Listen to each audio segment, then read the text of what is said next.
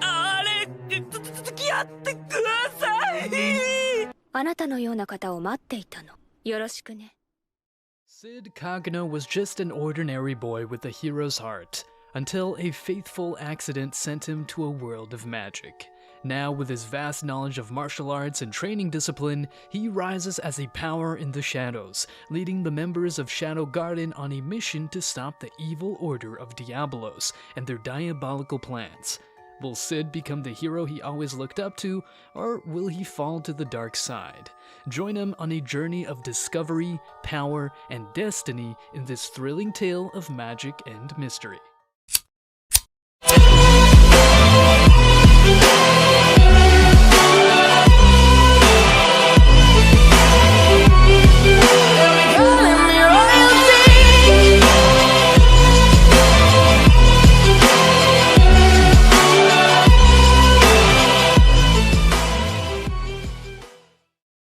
We start off our first episode with Nishino Akane beginning her day by rising from bed and indulging in a refreshing shower. Afterwards, she sets herself ready for school. A personal driver awaits her, taking her to her educational institution where she is greeted by the majority of students. However, there lies one student, Kagano, whom she detests. Despite her animosity, Akane greets him and Kagano returns the favor, albeit calling her Nishimura. Akane immediately corrects him, but Kagano apologizes and explains that he hasn't been getting enough sleep, leading him to make such mistakes. Unfortunately, he then goes on to call her Nishitani, which only adds to Akane's frustration. She once again corrects him, revealing her true name, but Kagano persists, repeatedly calling her Nishimura as he walks away. Akane realizes that her disdain for Kagano is not solely based on his inability to remember her name, but also due to the fact that he never truly looks at her. Even when his gaze appears to be directed towards her, his eyes seem distant, as if they are focused on something far away. After school, Akane attempts to call her driver, but to her surprise, he doesn't answer the phone. Unfortunately, she later discovers that he was attacked by some men and unable to come pick her up. Consequently, Akane is left with no other option but to make her way home on foot, which is a daunting experience for her since she has not walked home since the traumatic incident that occurred in middle school. Along the way, Akane is suddenly abducted by the same men who had earlier beaten her driver. As she loses consciousness, she glimpses a figure of a man in her peripheral vision, which turns out to be Kagano approaching to rescue her. Later on, Akane discovers she is tied up in a warehouse, her kidnapper coldly informing her that the daughter of Nishino Zaibatsu should not be walking alone at night. Meanwhile, the other kidnapper casually mentions that she must stay put until the ransom is received. However, Kagano, disguised as a stylish ruffian slayer, is observing the situation from above. As the first kidnapper decides to have some twisted fun with Akane, he boasts about her previous kidnapping experience and notes that it was just from some stalker. Suddenly, Kagano crashes in through the roof window, ready for action. The kidnapper pulls out a gun, but Kagano swiftly throws a piece of glass, injuring his arm and disarming him. With quick reflexes, Kagano charges the man, throws him to the ground, and beats him into submission. However, the other kidnapper reveals himself to be a former military man, and the situation quickly escalates as he takes out a knife and attacks Kagano. The two engage in a brutal fight, with Kagano managing to disarm the man, but still being overpowered.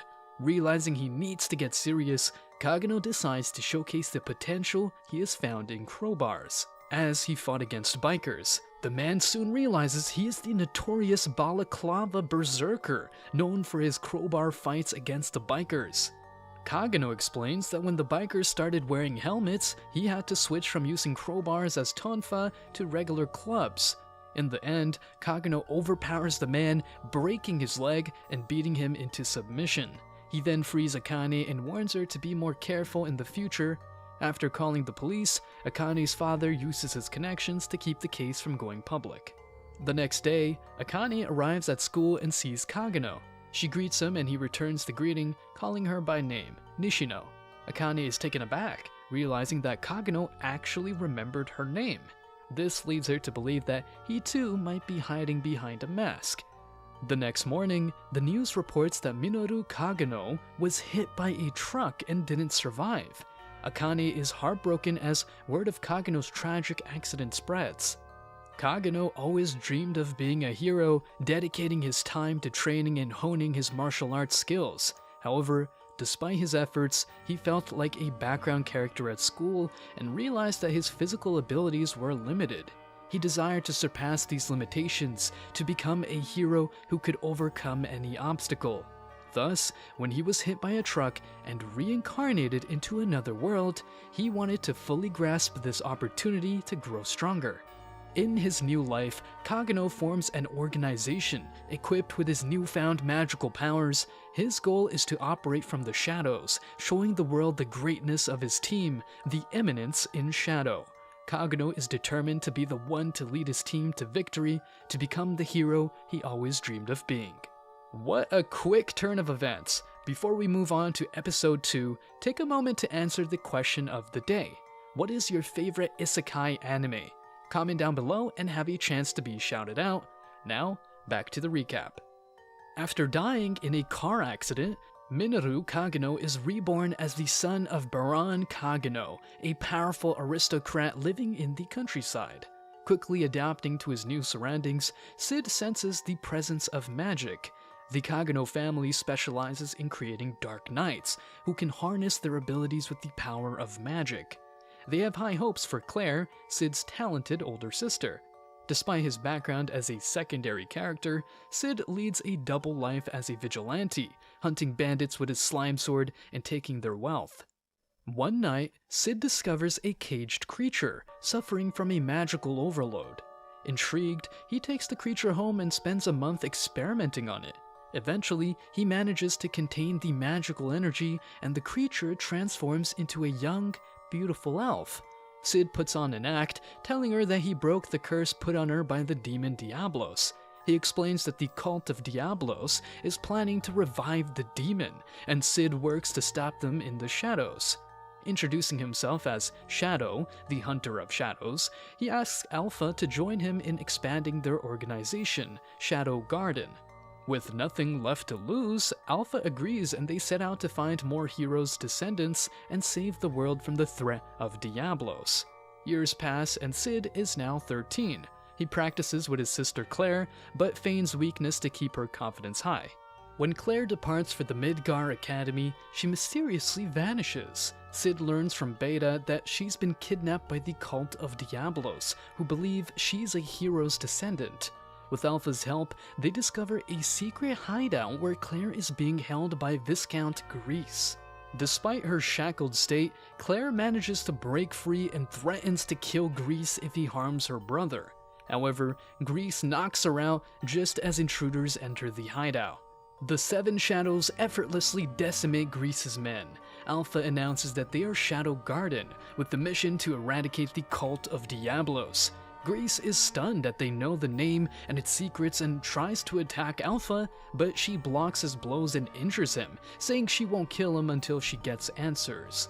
Overpowered, Grease takes a magic-boosting pill and pushes away Alpha, breaking the floor and fleeing. Alpha tells the girls there is no need to chase him, as Shadow is already on his tail. While searching the tunnels, Shadow encounters Grease. He easily blocks Grease's attacks and offers to teach him how to use his magic. After blocking his attacks, Shadow cuts down Grease with a large amount of magic. Grease falls, realizing he was powerless against the darkness, but maybe not against Shadow. The following day, Claire returns home with wounds that heal overnight, then heads to the academy.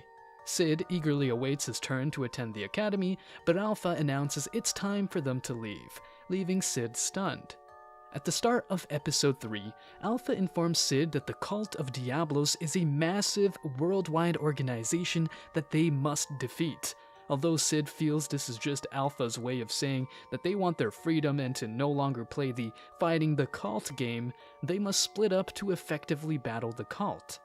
As Sid begins his academy life in Midgar Kingdom, he befriends Skel Ital and Po Taito, other low-status nobles like himself.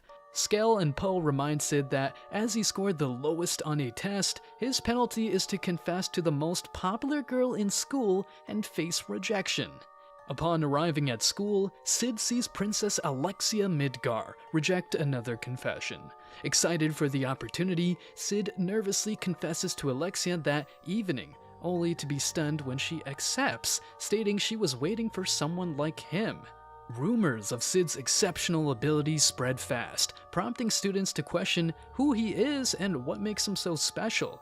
Skell and Poe speculate that if Alexia, a lower noble, accepted Sid, they might have a shot too.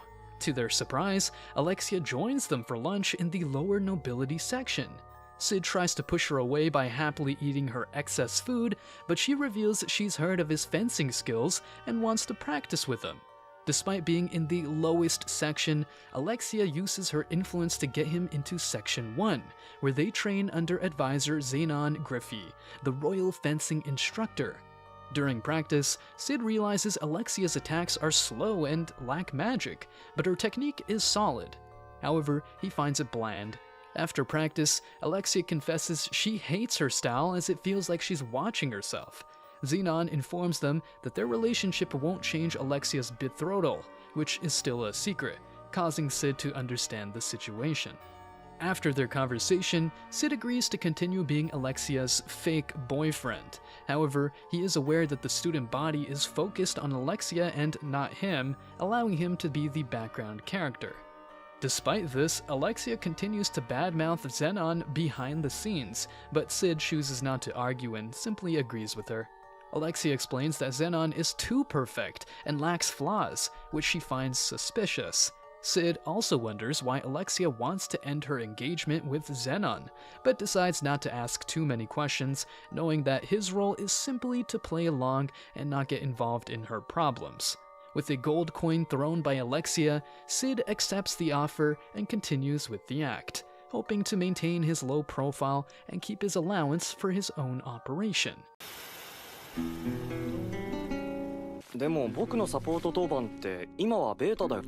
厄介なことになっているわね。パッとしない学生ならちょうどいい。岸君、王女誘拐は教団の手のものよ。Start of episode 4, Alexia wakes up, finding herself shackled in a cell. Next to her, she sees a humanoid monster imprisoned. A man soon arrives, excited about obtaining royal blood. Alexia ponders why he desires her blood, and he explains it's demon blood that he needs to resurrect a demon. In the meantime, Sid is undergoing brutal interrogation regarding the princess's whereabouts. Embracing his role as a classic minor character, Sid yells and cries, pretending not to know anything to avoid being upstaged. Xenon meets with Iris, confessing his guilt for Alexia's kidnapping. Iris questions if Sid could be responsible, but Xenon points out the evidence against him and his belief in Sid's innocence. Given that 5 days have passed, Iris decides to release Sid, but orders they keep him under surveillance. Outside the building, Claire intends to confront the knights and clear Sid's name. However, students discourage her, warning her not to complicate the situation, but Claire remains determined and refuses to listen. In response, Rose takes action, using force to control the situation. Upon Sid's release, he heads home where Alpha pays him a visit. She updates him on the organization's growth and the increasing information they have gathered on the cult. Sid reflects on the girls' visits, observing that they are living normal lives, but he's pleased that they still visit him and play his game. Alpha informs Sid that Alexia has been kidnapped by the cult due to her blood and they are investigating it. She asks if he wants her to eliminate those who interrogated him, but Sid declines, explaining that they were just doing their job. Before departing, Alpha informs Sid that Delta has arrived and is eager to see him. Despite her anger towards the knights who hurt Sid, Rose restrains Claire, leading her back to her room. Sid sets his eminence in the Shadow Room and prepares for the upcoming events by indulging in a fine wine and admiring the paintings and antiques around him. Soon after, Beta arrives with exciting news. Alpha has ordered all available personnel in the capital, a total of 114 people, to launch simultaneous attacks on all sect hideouts. Sid interrupts Beta's explanation of the girl's roles and hands her a letter, informing her that he will be taking Delta's place. As Sid departs, two knights who previously interrogated him wait to frame and kill him. However, Sid swiftly eliminates the two knights and drops their bodies. The Shadow Garden launches their attack as the doctor rushes to Alexia, warning her that they are coming. The man is confident in his prototype and injects the disfigured creature, which transforms into a larger and stronger monster. To Alexia's surprise, the monster frees her by cutting her chains and killing the man. As Alexia searches for an escape, she runs into Zenon. He reveals that the facility belongs to him, and he was financing the doctor. Excited, Alexia finally understands that Zenon isn't quite right in the head. He goes on to explain that with her blood and his research, he is assured the 12th seat in the prestigious Knights of the Rounds. But Alexia doesn't take this lying down. She attacks Zenon, but he quickly disarms her, demonstrating his superiority. Just then, Sid enters and introduces himself as Shadow. Wow, it seems like our main character has a new alias. As Shadow faces Zenon, the 12th seat of rounds, he recognizes Shadow as the one who has been targeting the cult's bases. Despite Shadow's reputation as a coward, he stands firmly between Zenon and Alexia, taunting him and questioning the presence of the core member. Iris, meanwhile, encounters a monster above ground and joins the knights in attempting to defeat it. Despite their efforts, the monster heals from each attack. Determined, Iris takes a more serious approach and cuts the monster's arms into small pieces, preventing regeneration. However, Alpha intervenes, revealing the monster's true identity as Milia, the daughter of Greece. Alpha tells Iris that Shadow Garden will handle the situation and she should stay back. Alpha then cures the monster, returning her to her human form. Zenon, determined to prove himself, amps up his magical abilities, but Shadow easily overpowers him. Frustrated, Zenon takes some red pills, claiming they will awaken a new, more powerful nature. He transforms into the third awakened, but Shadow still effortlessly blocks his attacks. Amazed, Alexia watches as Shadow explains that true almightiness can only be achieved by becoming the source of power, not relying on borrowed strength. As Zenon continues to attack, Shadow sets a powerful magic circle around him and reveals that he is part of the Shadow Garden, hunting in the shadows. Finally, Shadow uses his ultimate power, I Am Atomic, causing a massive explosion that creates a large crater in the city. Alexia emerges unscathed, picking up a sword and practicing her fencing. Iris arrives, embracing Alexia and expressing her relief that she is alive. Alexia returns to school and informs Sid of Zenon's death. She expresses her gratitude for his support in fencing and wonders if their relationship will continue. But Sid declines, causing Alexia to attack him. The incident becomes known as the Bodiless Murder, one of the school's 7 mysteries. The Shadow Garden girls are enthusiastic about Shadow's power, but Alpha uncovers evidence of a fake group claiming to be from Shadow Garden, delivering justice. Despite efforts to cover their attacks, Gamma is confident they will be caught. Iris learns about the cult in Shadow Garden, leading her to distrust the Knight's Order. She teams up with Glenn and Marco to form a new investigation team and seeks someone to decipher a mysterious item they have found. While carrying books, Sherry Barnett runs into Sid, who is covered in blood from Alexia's attack. At the start of episode 6, Skell and Poe question Sid about his relationship with Alexia, but they are disappointed to hear that they have broken up. Skell suggests they visit a place that sells chocolate to win girls over. Intrigued, Sid agrees to go along with them. Iris presents an artifact they found in the cult's hideout, but they are unable to decipher it. She turns to Sherry Barnett, the kingdom's most brilliant mind, for help. Her father, Lutheran, supports her and Sherry agrees to decipher it. To ensure their safety, Iris assigns the Crimson Order, a small but trusted knight order, to keep watch over them. Alexia also wants to help, and Iris agrees to her offer. Sid, Skell, and Poe head to the store, but the long line forces them to wait 80 minutes. Meanwhile, Poe worries about the killer rumored to be roaming the area at night. Suddenly, a worker asks Sid to answer a survey, leading him inside the store where he feels as though he's stepped into a department store from his old world. In the throne room, Sid discovers that Gamma, the smartest among the girls, runs the store. After falling down the stairs, she invites Sid to sit on the throne and rewards him with a display of fireworks. Gamma reveals she has several franchises and 1 million zenai at her disposal. She also mentions the killer from Shadow Garden and introduces Sid to Nu, the newest member of the Numbers. Sid agrees to call her if he needs her and requests 3 chocolates, but Gamma offers him the highest quality for free. As they laugh and chat, Sid steals 1 coin. Sid and his friends hasten their journey home as Sid surmises that Alexia has gone berserk and started killing people. Upon hearing a commotion, Sid instructs his friends to go ahead as he needs to use the bathroom. Skell and Poe admire Sid's bravery and vow to keep his secret. Sid then heads to the back alley where he hears Alexia fighting with some men claiming to be from Shadow Garden. Despite being overpowered, Sid steps in as Shadow and kills one of the attackers. He warns the others that they will pay for impersonating Shadow Garden and follows them, killing another one. Nu arrives and applauds Shadow's swift action, requesting he leave the rest to her as she needs information from the remaining man. Shadow agrees and departs as Nu disarms the man and warns him she's not as merciful as Shadow. Meanwhile, a man informs a knight that they have lost contact with the puppet and 2 other men, but the knight reassures him as they have located the item they were searching for and prioritize its retrieval. As Alexia and Iris discuss the situation, Alexia reveals that the killer was impersonating Shadow Garden. She explains that Shadow Garden is currently fighting against the cult. Iris ponders the possibility of learning more about the situation once the artifact is deciphered. Alexia then poses the question to Iris, who she thinks the real enemy is, Shadow Garden or the cult.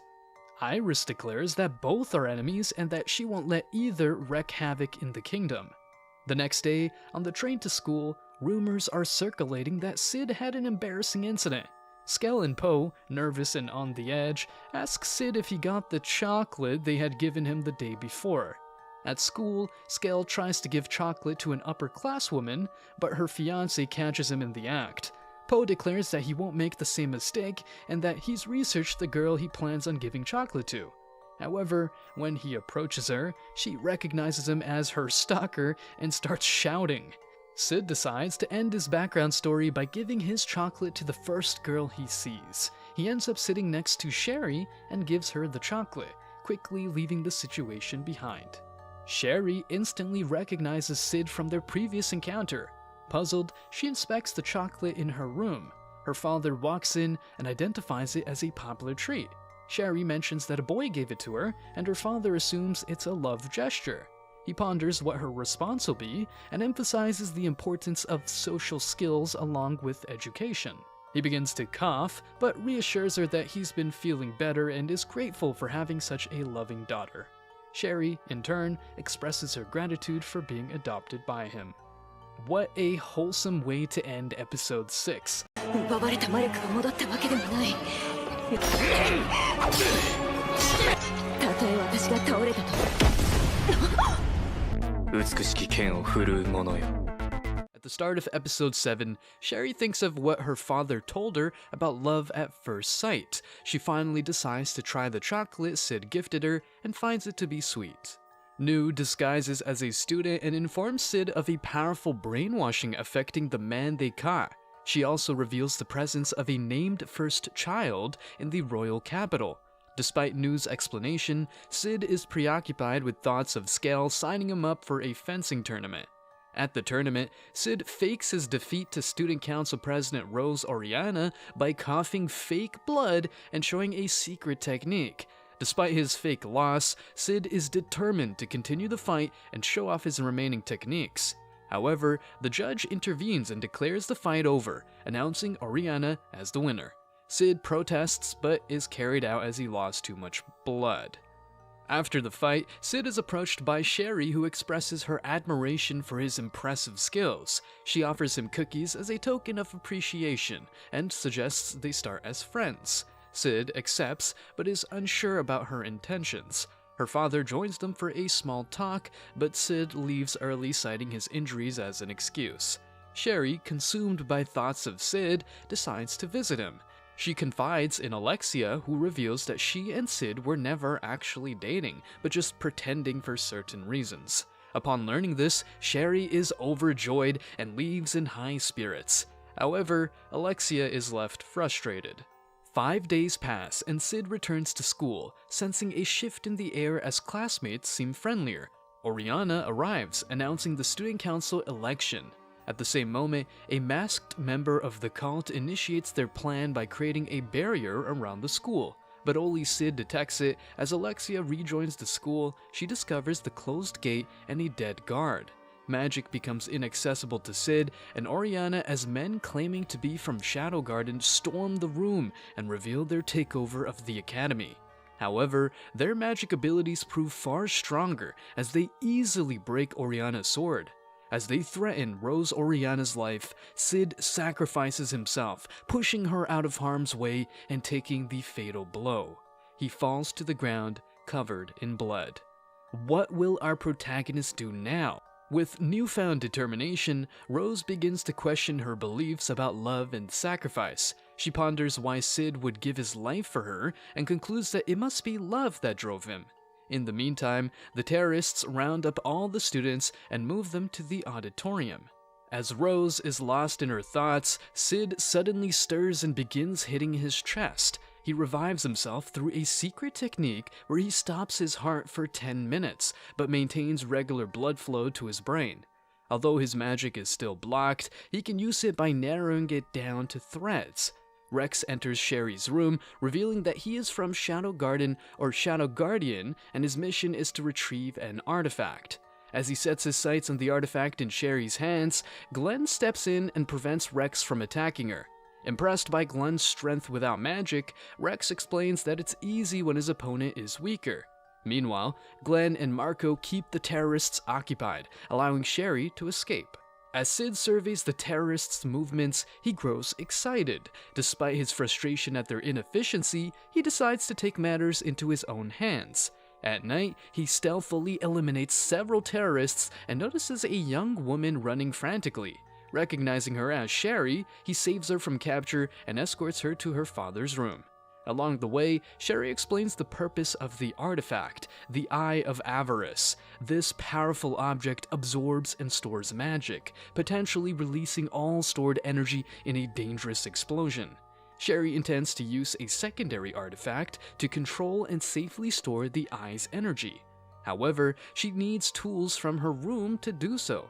Sid offers to retrieve them for her as she makes her way to the auditorium. Rex reports to the cult knight that some of their men had been taken out by a skilled fighter and guesses it could be Shadow Garden. The cult knight threatens Rex to find the artifact or face death. He notes that once his ambitions are achieved, he will be reinstated in the Knights of Rounds. Sid ambushes Rex, taking him down quickly. Assuming Sid has an artifact, Rex creates a net, but Sid quickly gets inside. Sid defeats Rex in a classroom filled with dead terrorists.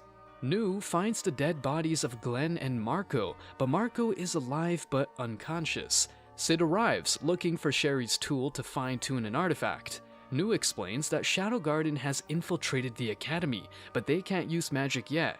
Only the 7 shadows have that ability, with only Gamma currently in the capital. Nu can only use half her power. Sid obtains the tools and brings them to Sherry. She starts fine-tuning the artifact, aiming to neutralize the Eye of Avarice, which is absorbing their magic. Without magic, Iris is confined to the academy's outskirts. Meanwhile, Sherry perfects the artifact and heads into the tunnels, remembering the death of her mother, who was a great researcher. Lutheran comforted her and offered to raise her, which drives her to repay him. Sid allows her to go alone. Sherry reaches the auditorium, activates her artifact, and disables the magic blocking field. As the students regain their magic, Rose attacks one of the terrorists and the students join in. Shadow Garden members, including Sid, launch a full-scale attack on the terrorists. The cult knight escapes, but triggers a system that causes the academy to burn. Iris finally joins in, but finds the terrorists already dead and the students safe outside. Rose explains that Shadow Garden killed the terrorists, who were posing as their organization. Sherry searches for her father in the auditorium but can't find him amidst the blazing fire. Suddenly, she spots the cult knight burning books and feels a wave of fear wash over her. Just then, Sid appears, shocked by the sight of Lutheran dressed in full armor. The cult knight removes his helmet, revealing his identity, and Sid immediately recognizes him.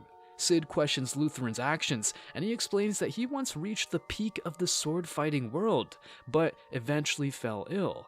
In his quest to cure himself, he found the Eye of Avarice, a powerful artifact. He funded Sherry's mother's research, but when she wanted to hand it over to the government for safekeeping, he killed her.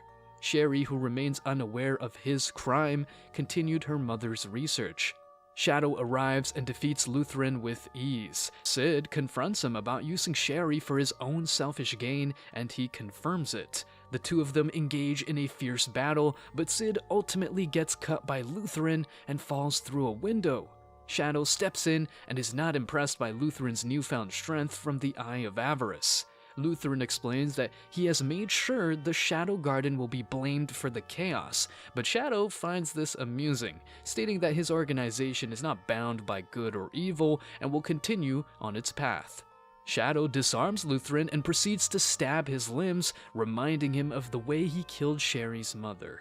In the end, Shadow kills Lutheran, and as Sherry arrives, she is heartbroken to find her father's lifeless body. Shadow decides not to reveal the truth about her mother's death and leaves the auditorium.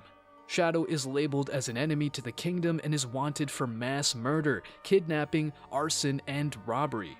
When Gamma informs Alpha of Shadow's willingness to accept the blame for his actions, Alpha realizes that Shadow does not share their sense of righteousness. In order to live up to his expectations, she orders Gamma to gather the 7 shadows. As the academy closes for an early summer break, Sherry thanks Sid for his assistance and shares her plans to study abroad in Laugus. Despite wishing to get to know Sid better, she has no reason to stay and feels the need to take action with her limited knowledge. When asked what she needs to do, she keeps it a secret. What a surprising turn of events. シド影の君、あなたの思いは確かに受け止めならば私は As the summer break commences, the majority of students set off for their hometowns, but Sid elects to remain in the dormitory. Despite his initial excitement at the prospect of solitude, he soon realizes that he is at a loss for things to do. Just as he begins to feel restless, he receives a letter from Alpha mentioning a mysterious place called Lindworm. On the other hand, Epsilon is in high spirits and starts her day with a smile. She is reminded of her encounter with Shadow and how he had saved her and gifted her with the power of slime magic. The magic empowers her to alter her appearance, and she takes advantage of this by increasing the size of her bust. Beta, inspired by the bravery of Shadow, is in the process of writing a novel about Shadow saving a woman from the clutches of Xenon Griffey. However, after hitting a writer's block, Beta takes a break to clear her mind and heads outside. Coincidentally, she runs into Epsilon, who boasts about Shadow's recent infatuation with her, particularly her bust size. Beta, skeptical about Epsilon's claims, is told that their enhanced busts make them more susceptible to such glances. Epsilon playfully teases Beta, asking if she has received any similar attention from Shadow. Just then, Nu arrives to deliver a new directive from Alpha, bringing an end to the lighthearted banter between Epsilon and Beta. Iris and Alexia, eager to prepare for Alexia's journey to the Sacred Land, visit Gamma's store, where they are greeted by the friendly and welcoming Gamma, who introduces herself as Luna. Upon learning of their intentions, Luna offers to show them some common items for everyday use. However, when Alexia expresses interest in purchasing some lingerie, Iris is hesitant, but eventually gives in to Alexia's confidence and charm. Meanwhile, after the traumatic terrorist attack, Rose is overjoyed to hear that Sid is alive and rushes to find him. Upon seeing him covered in bandages, she realizes that his deep love for her must have been what saved him. She accepts his love and vows to give him her heart. As the two travel together towards the sacred land, Rose shares her hopes for their future, expressing her belief that with hard work and dedication, they can have a happy life together. As they journey on, Sid feels a sense of regret for not running to the sacred land, instead opting for the slower train ride. However, Rose reassures him and shares her hopes that he will be able to participate in the goddess's trial and earn her father's approval. She remains hopeful for their future, and together, they forge ahead towards the unknown, hand in hand. Wow, yet another girl has fallen in love with our protagonist. As Sid and Rose continue to explore Lindworm, they suddenly come across a display of keychains depicting a sword piercing a demonic arm. Rose explains the legend behind it, revealing that it symbolizes the moment when Olivier cut off the left arm of the demon Diablos. Apparently, the ruins known as the Sanctuary nearby holds the sealed left arm of Diablos. While strolling, Rose comes across a signing event of the author Natsume, who she is a huge fan of. They quickly line up and Rose expresses her admiration for Natsume's original and imaginative works. Sid takes a closer look at the books on display and notices titles such as Romeo e Giulietta, Asherella, Star Wars It's a Trap, One Purse, and Dragon Bowl. However, as he flips through the pages, he realizes that these books are not original at all and are actually plagiarized. The thought crosses his mind that someone else may have reincarnated like him, and he decides to investigate. To his surprise, he discovers that Natsume is actually Beta, who used her wisdom to become famous by stealing stories. Sid recalls that Beta told him she loved literature, but he never imagined she would steal his own stories. Beta signs a book and hands it to Sid, stating that it contains all the details of the mission. Excited to see what Natsume wrote in her book, Rose eagerly shows it to Sid, but to their surprise, they find that the writing is in an ancient language, which Rose only knows a bit of. Sid speculates that Natsume wrote in this language because it is cool. Meanwhile, Alpha is standing next to Archbishop Drake's dead body, trying to piece together what he was hiding that led to his murder. Suddenly, Sid sees a man running on a rooftop and decides to stop him. The man attacks, but Sid easily blocks, and Epsilon shows up, taking out the man with ease. She reveals that the target was the cult's executioner, but he has gone into hiding. Epsilon informs Sid that they will be moving to Plan B, but Sid states that he will be proceeding with his own plans. At the start of the next episode, Sid's love for hot springs takes him to Lindworm, where he stumbles upon Alexia at the hot spring. To his surprise, she is a special guest for the annual Goddess's Trial, a fighting ritual where ancient warriors awaken to compete against challenges. Only those deemed worthy by the warriors can participate, and only a handful of people get to battle each other. Alexia explains she is not there to fight, but to investigate the murder of the Archbishop. Despite her offer to explain more about the situation if he joins the Crimson Knights, Sid declines, noting his aversion to looking at people at hot springs for comfort. Alexia assumes Sid is oogling her, but he clarifies he's not even looking at her. When Alexia comments on Sid's Excalibur, he stands up, stating that she shouldn't judge a book by its cover and that the true power of the Holy Sword lies in its unsheathed state. As Sid leaves, he sets Alexia's mind spinning with the mysterious allusions to his weapon. To clarify, he was talking about his crotch this whole time. With great anticipation, the new acting Archbishop, Jack Nelson, took the stage to make an important announcement. With a firm voice, he declared that the planned audit with Alexia had been cancelled. He explained that Alexia had been investigating the previous Archbishop, but unfortunately, he had since passed away, and they would now be focusing their efforts on investigating his death. The mood in the room shifted as the focus shifted to the highly anticipated Goddess's Trial. Alexia, now donning her Natsume Kafta personality, took her seat next to Beta. Despite the excitement in the air, Alexia couldn't help but feel annoyed at how much Natsume was beloved, leading her to speculate that those who were well-liked were often the most corrupt on the inside. Beta, on the other hand, had her sights set on Alexia, feeling frustrated that she had used Sid. And like Alexia, Beta also believed that Alexia was corrupt on the inside. As the trial began, the first contender, Tope Batirius from Oriana Kingdom, stepped forward.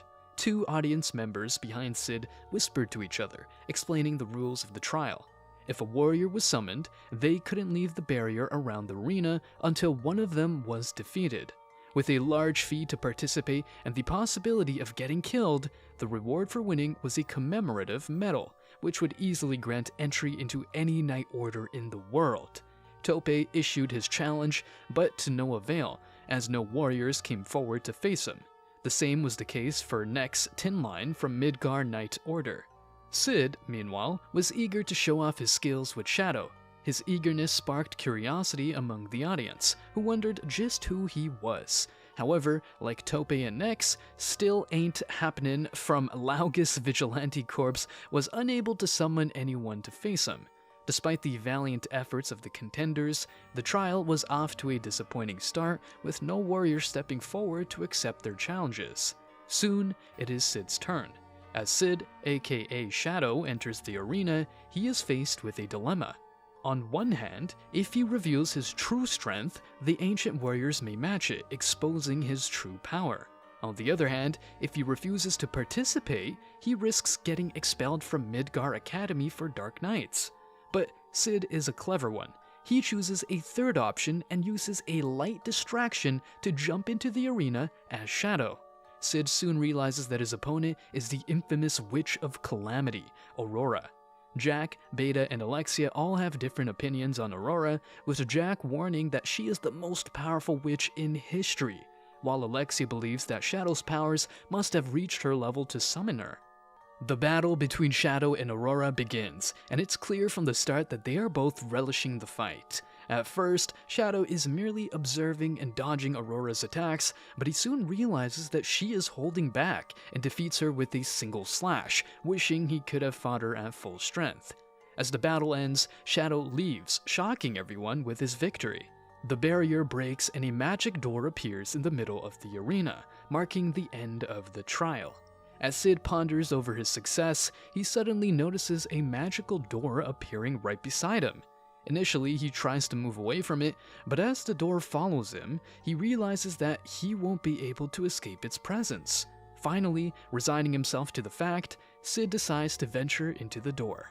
Meanwhile, another door emerges in the middle of the arena, leaving Nelson perplexed. He speculates that the sanctuary might have responded to Shadow and that the door only appears for those who are deemed worthy enough to pass through it.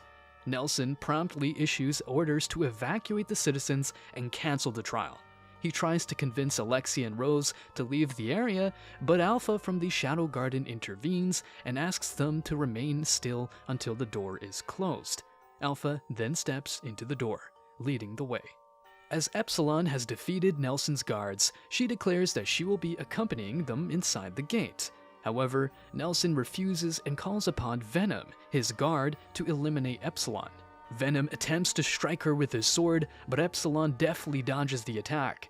Unluckily, the sword slash cuts through her fake slime breasts, exposing her true form. In a bid to cover up her identity, Epsilon quickly reattaches her breasts and dispatches Venom with these. She then asks Nelson if he had seen anything, to which Nelson denies, keeping her secret safe. Epsilon then grabs Nelson and jumps into the door, followed by other members of the Shadow Garden who take Beta as a hostage. The door begins to close, but Alexia and Rose, determined to follow their friends, jump in at the last moment. As Alexia and Rose arrive at Alpha's location, Alexia tries to explain her fall, but Alpha quickly brushes it off and explains the significance of their current surroundings. He reveals that this is the place where Olivier, a hero, had cut off the left arm of the Diablos, and they are here to learn more about the cult. However, they are aware that Nelson won't talk. Alpha then points out a statue of Olivier, which surprises the girls as it depicts an elf woman. To their surprise, Alpha reveals that her face is identical to Olivier's, leading them to suspect that she was a possessed elf. Meanwhile, Sid finds himself in a room with Aurora. He questions her about his arrival, but she is just as clueless. She shares her memories of a fight they had, but her memories are incomplete. As Sid decides to head back, Aurora stops him and asks for his help. She reveals that she is wearing a straitjacket and that they both have the same goal of leaving this place. She explains that they are in a memory prison, known as the Sanctuary, created from ancient battles. To be freed, they must go to the center and destroy the magical core, but they must not use magic as it will be absorbed. Aurora and Sid agree to work together, and with their combined efforts, they hope to be freed from the Sanctuary. Aurora shares that once they are free, she will vanish into nothing. The journey ahead of them is uncertain, but they know that their goal is to leave this memory prison and start a new chapter in their lives. Alpha and the group continue their exploration of the facility, and Alpha sheds light on its past. He explains that the cult had once gathered orphan children for experiments, but most of them perished. Only a small group of girls managed to survive. Meanwhile, Sid and Aurora stumble upon a memory of a young Aurora, who is crying. To move forward, Aurora decides to confront her past and slaps the young version of herself, telling her that crying won't change anything. The memory shatters, and the group is transported back to the present. Alpha goes on to reveal that Olivier, one of the surviving girls, was deemed as one of the compatible children and was implanted with Diablos' cells. Nelson states that they had no other option as they needed power to fight the demon. Olivier was given the mission to extract new cells from Diablos, but no matter how many parts she cut, the demon still lived. The cult used powerful artifacts to immobilize Olivier's left arm and gained more Diablos' cells, which they used to create the red pills, but the side effects were too strong, and they needed to create a pill that would grant tremendous power and an ageless body. Alpha points to a man in the memory who is revealed to be the same man as Nelson. Nelson explains that the drug, called the Beads of Diablos, had two flaws. The first flaw is that they need to take the beads once a year or the effect will disappear. The second flaw is that they can only produce small amounts, which is why the Knights of Rounds only consist of 12 members. They believe the key to perfecting the beads lies in the demon's arm and the descendants of Olivier's blood. Alpha asks Nelson, calling him the 11th of the rounds, if her theories are correct. Nelson confirms and introduces himself as Nelson the Avaricious. But before he can continue boasting, Delta stabs him from behind, causing him to fall into the water. Nelson emerges from the water, breaking the memory and dividing the group into different sections. He multiplies himself, ready to face Alpha and Delta. 同じだよね。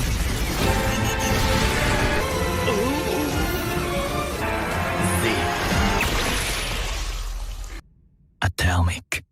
We cut to Delta and Alpha battling Nelson. As Delta effortlessly slices through Nelson's copies, she can't shake the feeling that something is amiss. Nelson sheds some light on the situation, revealing that the further they venture into the center of the sanctuary, the more their powers are depleted. Alpha reinforces this point, highlighting that simultaneously, Nelson grows stronger the closer he gets to the center. Despite his desire to delve even deeper, Nelson ultimately concedes that this current proximity should be enough to defeat them. Meanwhile, Sid and Aurora encounter a new memory, a war-torn battlefield littered with casualties.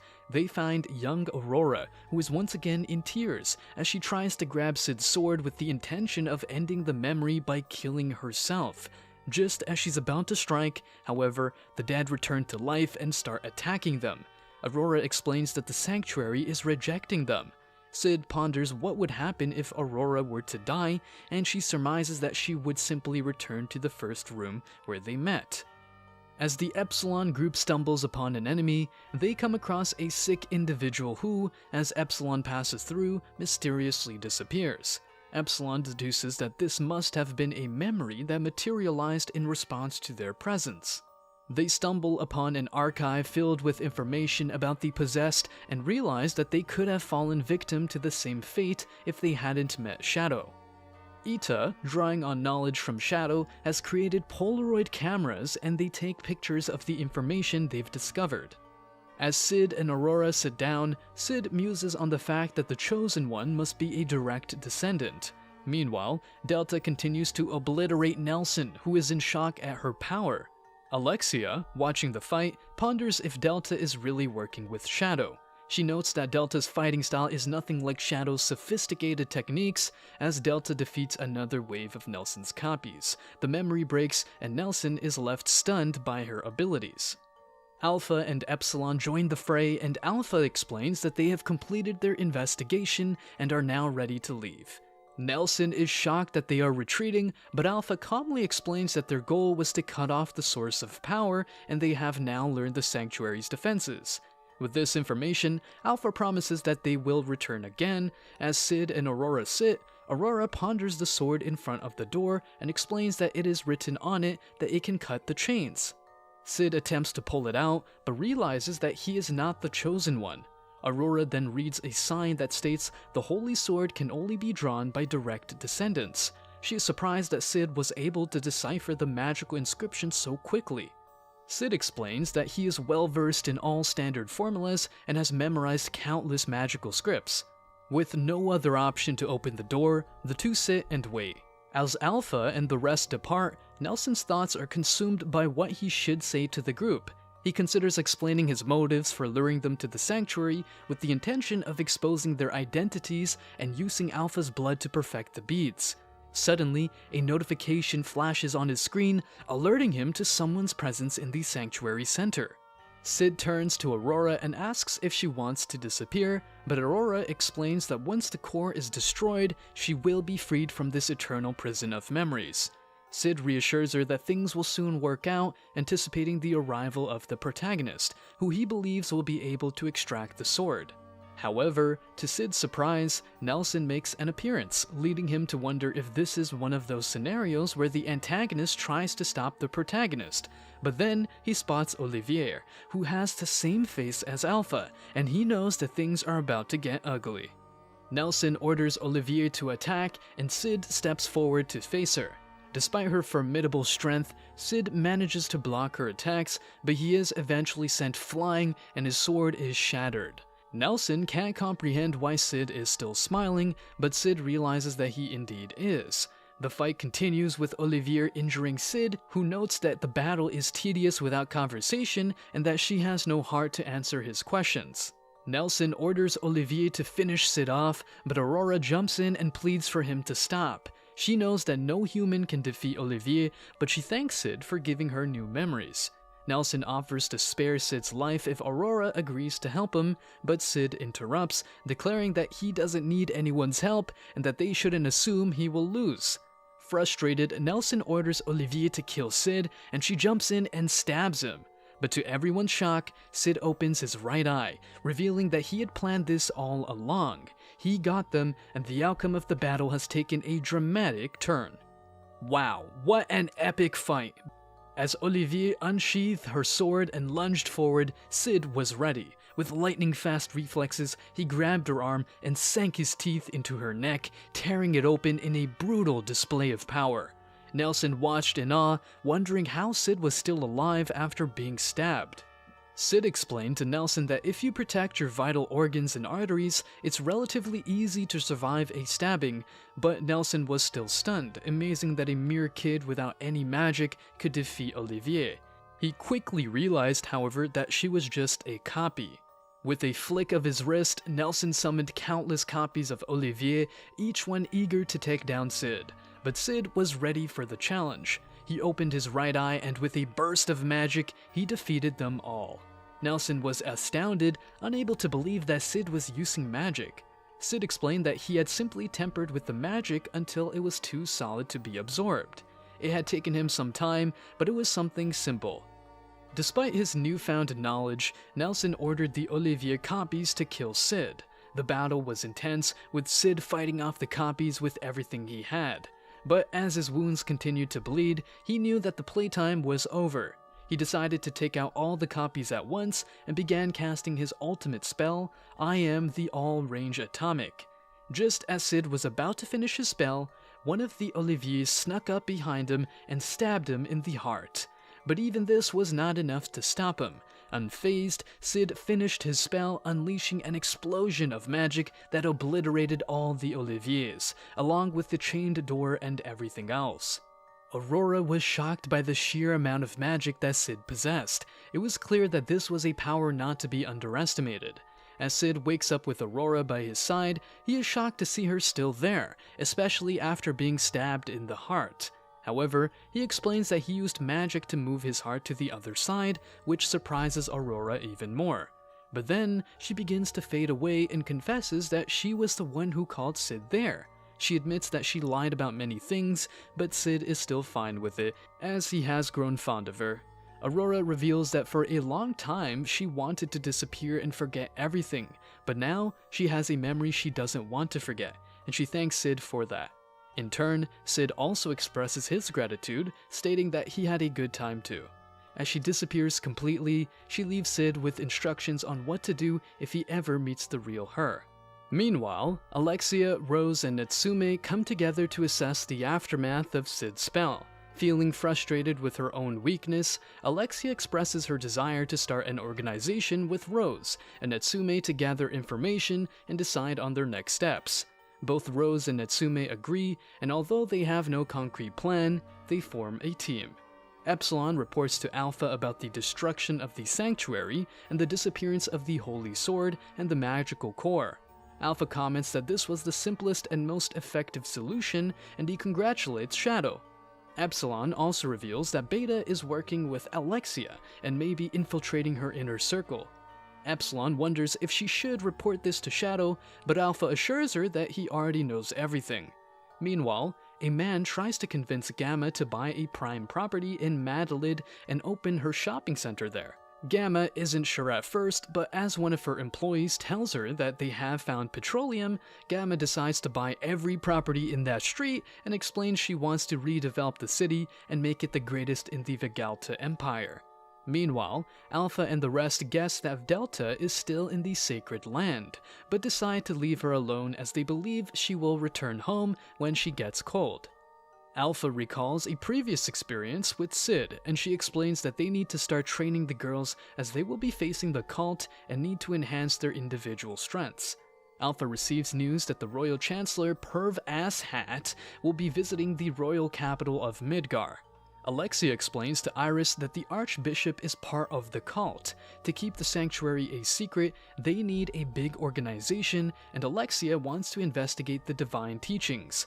Iris had suggested the same thing to their father, but he told them not to do anything. However, Iris feels that if she wins the Bushin Festival again, she will have more backing and support from the people, and her father will have to listen to her. Alexia wonders if the cult or Shadow Garden won't get involved, but Iris is confident in her sword skills. Iris wonders why Alexia went into the sanctuary as he didn't tell her to do so.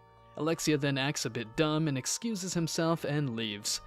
Iris notes to herself that the Crimson Knights lost their strongest members and probably won't be able to rebuild them. The Night Order supports her, but she guesses they hate her as she took their strongest members and let them die. Iris feels she needs to win the tournament and show them a path. We then cut to Rose training. Suddenly she feels strange and demonic possession appears on her chest. At the start of episode 15, the Bunshin Festival begins. The strongest warriors from all corners of the world converge to participate. Sid, inspired by the sight, yearns to join the tournament and showcase his hidden strength. Undeterred by the prospect of being seen as weak, Sid visits Gamma and requests her help with a disguise. Although Gamma questions his motives, Sid remains tight-lipped. With a special slime gel, Gamma transforms Sid into Mundane Man, a lazy Dark Knight who was disowned and died as a mediocre fighter. However, Anne Rose, who had previously summoned an ancient warrior, recognizes Sid in his disguise and warns him not to participate in the tournament. Sid, confident in his disguise, brushes off her warning and walks away with a smirk. Quentin, a seasoned participant, soon intervenes and advises Sid to heed Anne Rose's warning. Frustrated by Sid's defiance, Quentin beats him up in an alley. Despite the violence, Sid maintains his weak demeanor, knowing that he is capable of defeating Quentin, but has no intention of revealing his true strength just yet. Anne Rose eventually stops Quentin. Anne Rose explains her reason for letting Quentin beat Sid. However, she expresses her surprise at the fact that Sid wasn't hurt, even though Quentin was putting up quite a fight. She then introduces herself and inquires about Sid's name, which he reveals to be Mundane Man. With this newfound information, Sid proceeds to meet with Skell Atal, who has a keen interest in making bets and winning money in the tournament. Skell Atal explains the proceedings of the tournament, starting with the preliminary rounds and only the strongest participants proceeding to the main event. He also mentions the favorites, but Sid wants to keep his powers hidden and is considering a strategy to defeat stronger opponents without revealing his true abilities. As Sid leaves, he bumps into Anne Rose again, who tells him about her close friendship with Alexia and Natsume Kafka. She also explains her upcoming meeting with her father and the introduction to her fiancé, Perv Asshat. Anne Rose reveals her past as a princess from a land of art and culture, but her desire to become a knight has led her to disappoint and betray people in her life. Despite this, she remains steadfast in her beliefs and ideals, which may result in further betrayals. She asks Sid if he will continue to believe in her, to which he confirms with a nod. We cut to Sid and Skell watching a match between two contenders. Despite Sid's disinterest in the fight, Skell and Goldo Kinmeki are fully immersed in the action. Skell is gathering data to make more informed bets, and Goldo is fascinated by this approach. He explains that he too tabulates data in order to win. As the next match begins, Gonzalez Macomb versus Mundane Man, Sid takes a brief break, but Goldo takes the opportunity to analyze the fight. He notes Gonzalez's experience and strength, demonstrated by his glinting eyes and arrogant smile, with a battle power of 1,364. In contrast, Mundane Man appears weak, with a battle power of only 33. However, as soon as the fight begins, Gonzalez falls, much to the disappointment of the crowd. But Anne Rose saw Mundane's quick punches to Gonzalez's chin, proving that he was the true winner. Goldo is impressed by this outcome and sees the opportunity to bet on weaker fighters. The next day, Goldo is set to face Mundane in the 4th round. Skell tries to convince Sid to give him all of his money to bet on Goldo, but Sid refuses. The next morning, Skell wakes Sid with shocking news. Rose has stabbed her fiancé and fled. The excitement and drama of the tournament continues to escalate. What a way to end an episode. Why did Rose attack her fiancé? What will Sid do in response?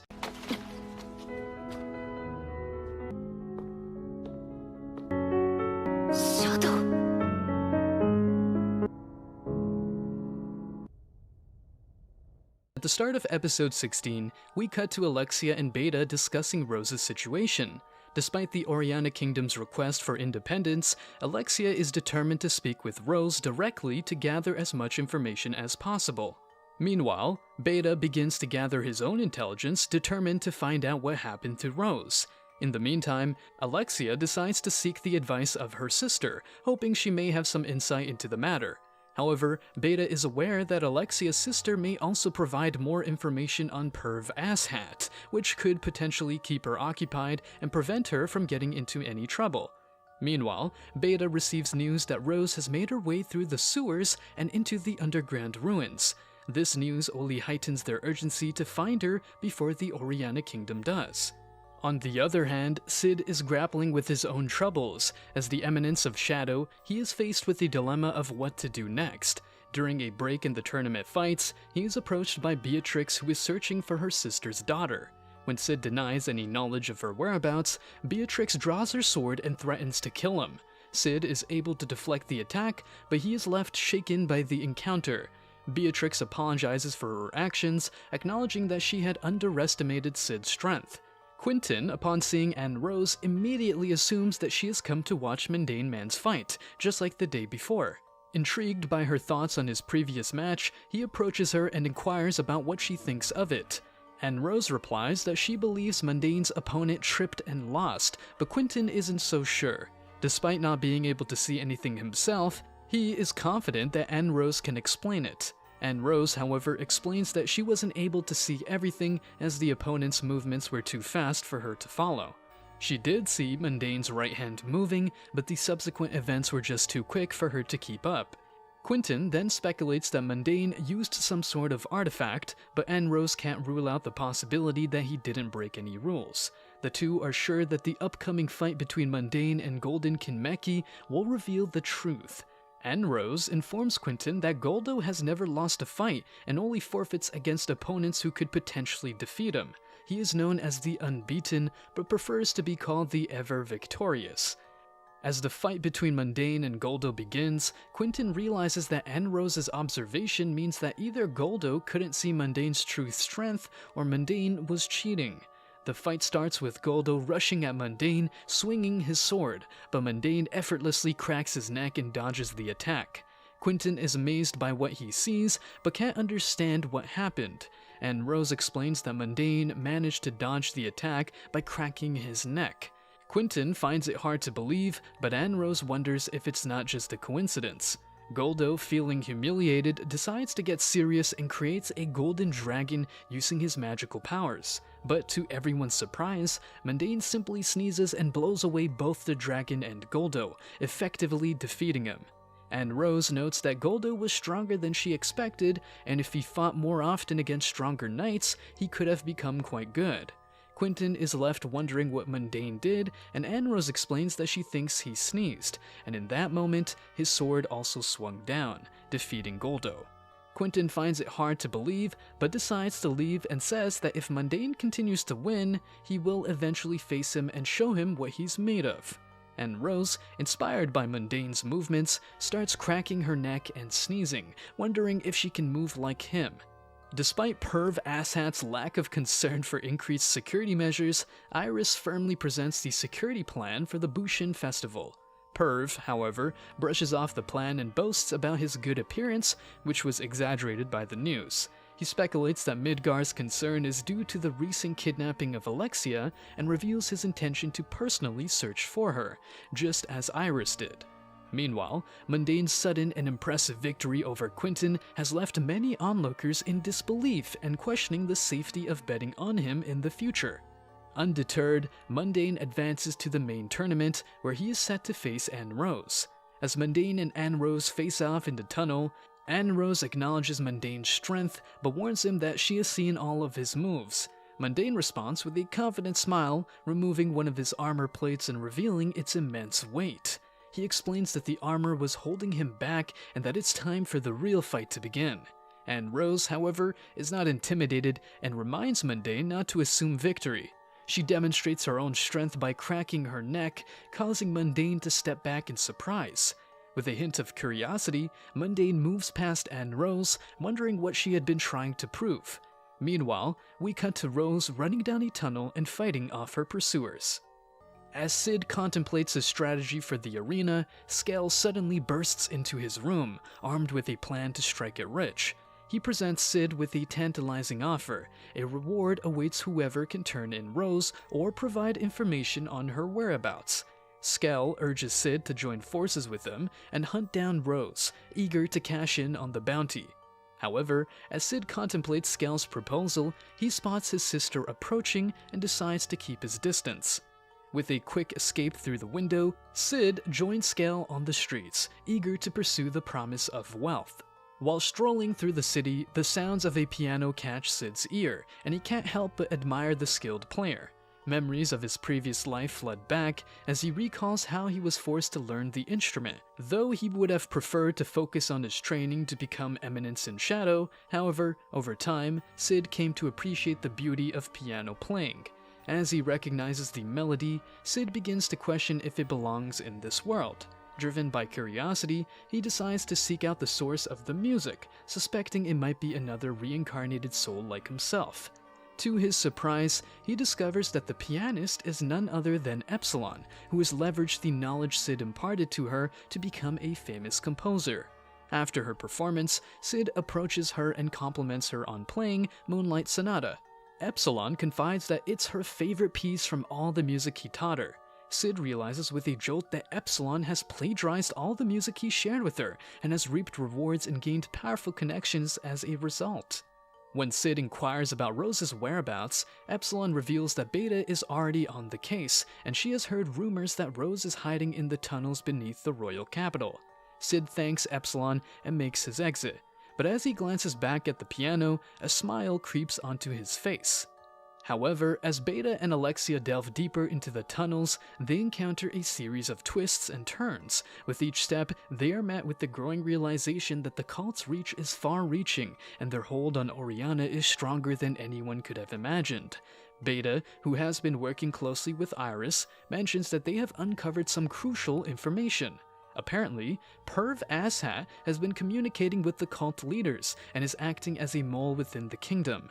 This discovery raises serious questions about the loyalty of the king's own guard and forces Alexia to rethink her previous assumptions. While they navigate the labyrinthine tunnels, Alexia shares her own insights about Perv's motives. She believes that his ultimate goal is to destabilize the kingdom and seize power for himself. With the Bushin festival fast approaching, time is of the essence, and they must act quickly. As Rose follows the sound of the Moonlight Sonata, she is captivated by its beauty. Guided by the music, she soon finds the source, Shadow playing the piano with masterful skill. Despite having heard the sonata countless times, she is in awe of this performance. When Shadow finishes, he turns to her, asking what it is she hopes to achieve. Rose replies that she wants to protect those she loves, but feels powerless to do so. Shadow wonders if she is ready to give up, but Rose is determined. She has things she wants to do, people she wants to protect. In response, Shadow offers her his power, telling her that true strength lies not in one's abilities, but in one's way of being. Overwhelmed with gratitude, Rose accepts Shadow's gift and, with his help, defeats the members of the cult to confront her. Alexia and Beta, drawn by the surge of magic, come upon Rose, who proudly declares that she has obtained new power and is now following her own path. Despite Alexia's curiosity, Rose refuses to divulge any information, not wanting to put her in danger. But Alexia is relentless and draws her sword, intent on making Rose talk. The two engage in battle, but Rose proves to be the stronger of the two. She leaves Alexia in Beta's care, noting that they may have different paths, but they all share a common goal. Finally, as the day comes to a close, Sid returns home, only to be surprised to find his sister still waiting for him. As Claire strangles Sid, she vents out her frustration towards his repeated broken promises. Despite her anger, she hands him a ticket to the Bushin festival, telling him to be there and watch her perform as she is replacing Princess Rose. Meanwhile, Sid's journey to the festival begins. As he reaches the festival, he discovers that the ticket his sister gave him isn't an ordinary one, but a hyper VIP seating. Upon reaching his seat, he is surprised to see Iris Midgar and assumes he got it wrong. But to his surprise, Iris recognizes him as Claire's brother and explains that he is in the correct seat. She also apologizes for the Zenin Griffey incident, which draws attention from the students. Sid starts to worry as he is just a background character and not used to the spotlight. Some students approach Iris and ask if she has her eye on any competitor. Iris explains that she is interested in Anne Rose, but still intends to win the tournament. Sid wonders if there is someone else who caught her eye, but the students dismiss the idea, stating that Mundane Man is just fast and lucky with no real skill. Sid is pleased with the reputation he cultivated for Mundane. However, Iris explains that there is one more person who has caught her eye, an elf who was also the first Bushin Festival champion. Although she won't be competing, the mere mention of her name draws attention from the students. Sid recalls Beatrix and realizes he knew she was strong, but never knew she was famous. The students reveal that Beatrix has not shown her face in public for over a decade. Sid then excuses himself and leaves, feeling the presence of someone strong. Despite this, he acts surprised when Beatrix shows up after him. She wonders if he was ignoring her, but he denies it, insisting that he did not run into an elf that looks like her. Beatrix, who had brought too many burgers, offers one to Sid, who in turn gives one of his burgers to her as a token of gratitude. Meanwhile, Perv Asshat takes Sid's seat and starts a conversation with Iris. He reveals that his king will be attending the festival tomorrow and inquires about Iris's father, Klaus Midgar. Iris informs him that her father will also be watching from tomorrow. Perv then sees Anne Rose and expresses his interest in inviting her to work for his kingdom, recognizing her as a fencer of great caliber. When asked about Anne Rose's opponent, Mundane Man, Iris states that she sees him for the first time and does not find him very strong, but there is an unnerving uncertainty in his eyes that makes her unsure of Anne Rose's win. The fight between Anne Rose and Mundane begins, with Anne Rose attacking immediately. However, Mundane parries or dodges her attacks with ease. She slashes him thinking she has found a way to defeat him, but Mundane appears behind her and tells her it was just an afterimage. Mundane then overpowers her, causing her to realize that she must try to counterattack when he attacks. However, as she waits for him to attack, she realizes that Mundane was still matching his attack to hers, not the opposite. In the end, Mundane slashes and defeats Anne Rose. Perv asserts that Iris was indeed correct. In response, Iris is taken aback by the fact that someone as formidable as Mundane had gone unnoticed for so long. Perv then announces that the next round would be Iris versus Mundane and ponders if she is ready to face the challenge. Iris confidently declares that although she may not be able to match Mundane's dazzling swordplay, it is not beauty that determines the winner. If Mundane's technique is all he has to offer, then she is not intimidated. Nevertheless, she is aware that there is a strong possibility that Mundane has some hidden tricks up his sleeve, which is why he had been disguising his stance and technique throughout the tournament. Later, as Perv departs, he instructs his man to investigate Mundane, stating that it could be problematic if he is backed by the lawless city. His man questions if Mundane is a part of the Shadow Garden, but Perv dismisses the idea, explaining that he is a man and he also doubts that the Shadow Garden would have a reason to cause a disturbance during the Bushin Festival. Meanwhile, Anne Rose thanks Mundane for the lesson after losing to him, and explains that she left her home to become stronger. She expresses her curiosity about how Mundane became so powerful, to which he replies that he had abandoned everything in his quest for strength. Sid realizes that he had accomplished 70% of his plan at the Bushin Festival. He starts to contemplate his next move, pondering whether he should simply disappear after defeating Iris or take the evil route and act like an assassin from a shadowy organization. Upon returning home, Sid is surprised to find Claire waiting for him, who inquires about his enjoyment of her match. Sid then realizes that he's in some deep trouble.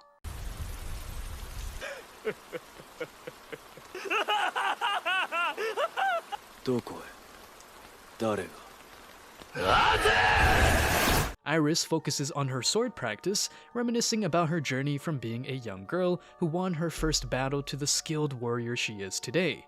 With a steely determination in her eyes, she is eager to prove that she has the power to stand up against the divine teachings. Meanwhile, Sid is enjoying the VIP treatment, reveling in the fact that the maids are fulfilling his every whim without charge. Sitting beside him is Iris, who assumes he is there to support his sister. She mentions that she is free today as she too has a duel.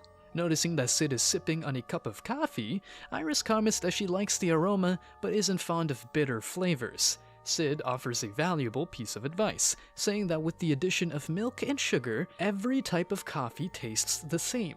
Intrigued, Iris takes a sip of the milk coffee and finds it delicious. As Iris continues with her practice, she hears a commotion near the guards.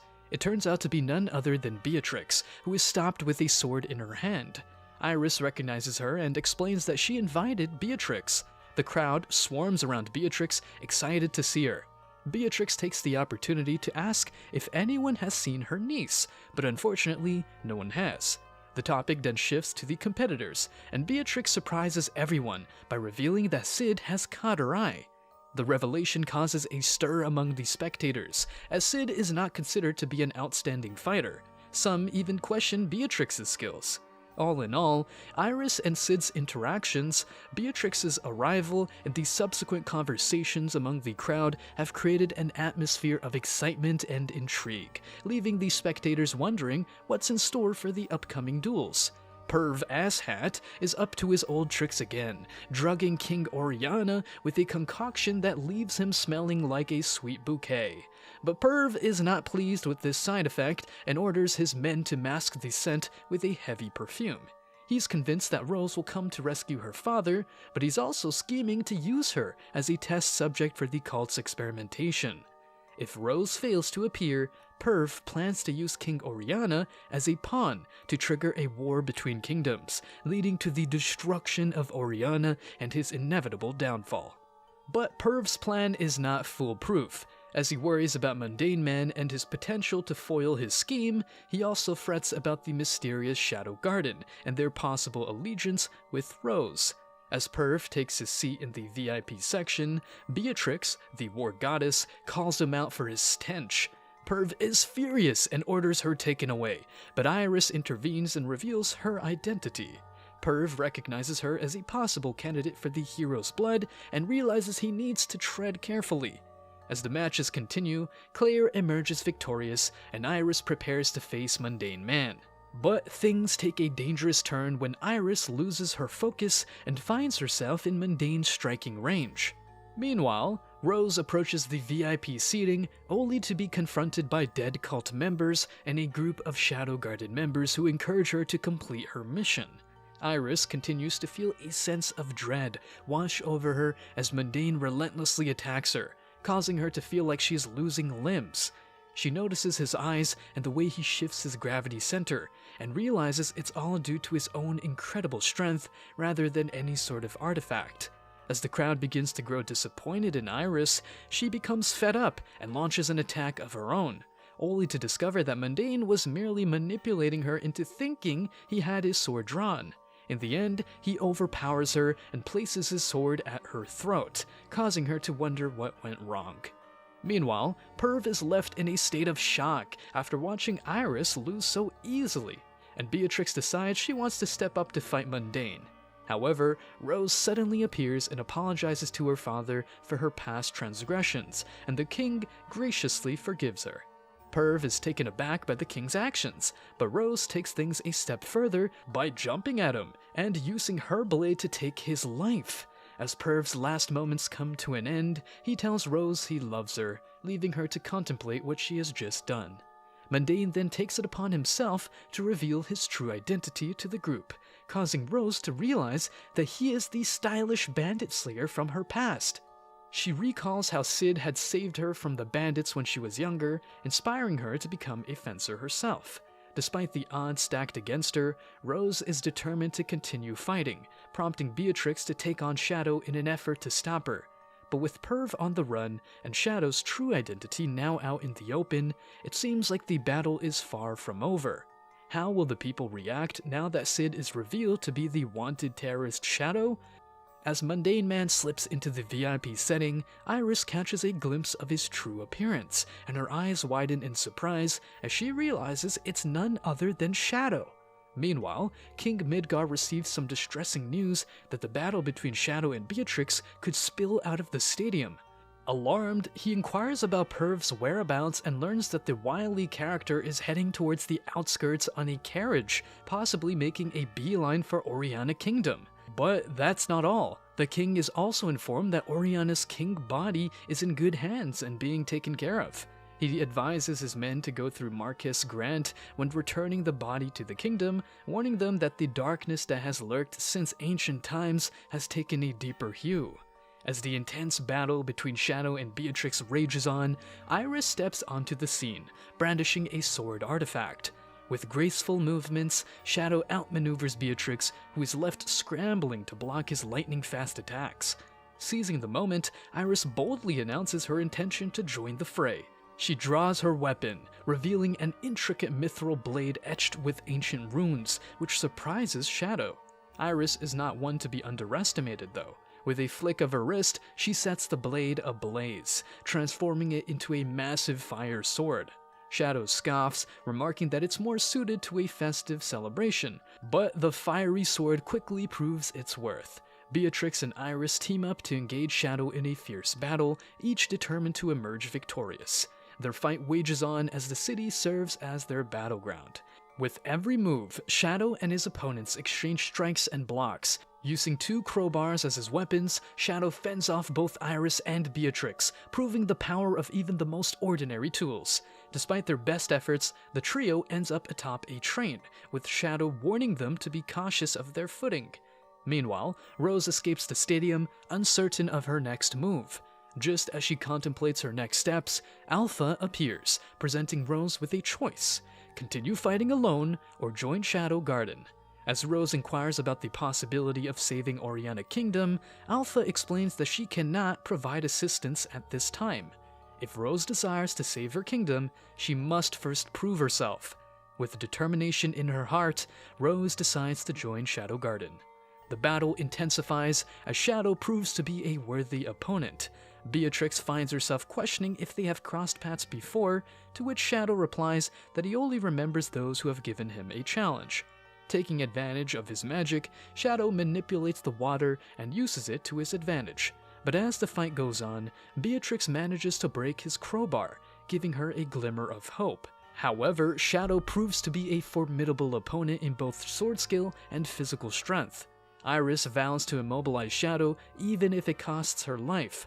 Beatrix charges up her attack and strikes Shadow, but he dodges her move and slams her over Iris before stomping them both. The battle rages on with no clear winner in sight. Shadow attempts to leave, but to no avail as the girls manage to stand up and confront him with courage. With a hint of desperation in her voice, Iris tells him that every knight in the city has been mobilized by now and that he has turned the whole kingdom against him. As she speaks, the tension in the air is palpable, and you can feel the intensity of the moment. Unfazed, Shadow starts laughing maniacally and then boldly declares that he is not running.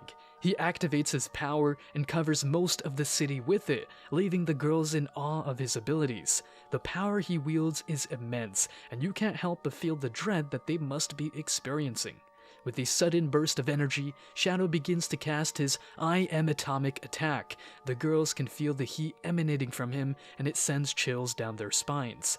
However, just as quickly as he started, he stops before the end and disappears without a trace. As Iris drops to her knees and cries, you can feel her heartache and the weight of the situation. Sherry, on the other hand, reads on the newspaper that the demon Shadow was chased away by Iris and Beatrix, but the whereabouts of Rose, who had killed her own father, is still unknown. Beatrix, feeling defeated, decides to leave the city, but not without leaving words of encouragement to Iris. She reminds her not to take the defeat too seriously as there are many things mortals can't defeat.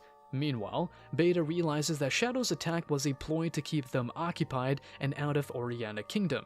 They quickly decide to tie up loose ends, send more personnel to investigate the lawless city, and keep a close eye on the major corporate alliance. Later, with the new school term underway, Sid is left wondering where Skell is. Poe, who is always in the know, informs Sid that Skell has taken a long-term job, leaving Sid to ponder what it could be. As they chat, Poe reveals that he regrets being out of the city when the demon Shadow appeared. The capital was cloaked in magic, which must have frightened many people, especially young girls who needed reassurance. Meanwhile, in a completely different world, Rose and Alpha find themselves in the Kagano domain. As they head deeper into the woods, Rose is taken aback by the magical beasts that infest the region. Alpha fills her in on Shadow's encounter with the Mist Dragon and his subsequent dubbing as ruler of the realm. The two of them finally arrive at Alexandria, which serves as Shadow Garden's base of operations. Alpha wastes no time introducing Rose to Lambda, the one responsible for her training. After explaining Rose's status as a new recruit, Lambda proceeds to cut Rose's clothes, casting away her name and identity to transform her into a pure, unadulterated soldier. As the dust settles, Rose is given a new identity, number 666, and added to Lambda's squad. That's it for the Eminence in Shadows Season 1. Stay tuned for the review and make sure to check out our other recaps.